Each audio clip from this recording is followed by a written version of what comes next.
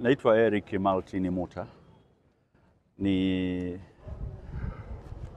kwa lugha nyepesi nasema ni makamu mwenyekiti wa chama cha wanasheria Tanganyika TLS chapter ya Mwanza.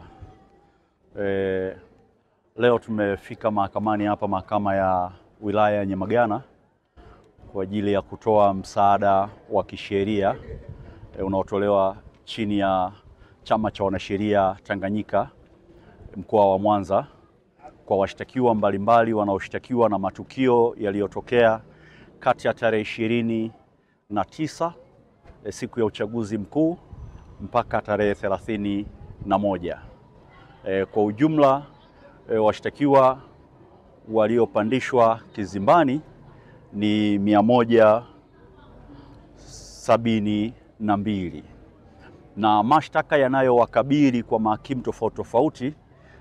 Moja, kuna kuchoma moto kwa maana ya arson. Kosa la pili, kundi la kosa la pili, kuharibu mali kwa makusudi.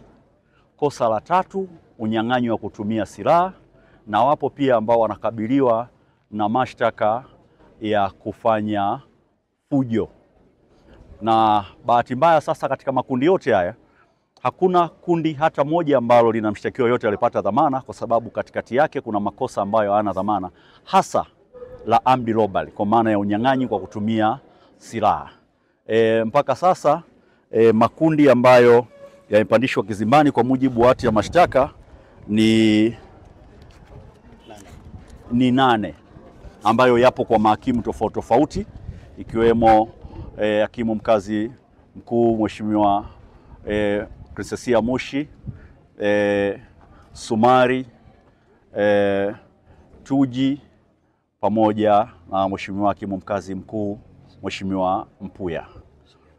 Kwa hiyo bado tupo mahakamani, tunaendelea na usomaji wa hati za mashtaka.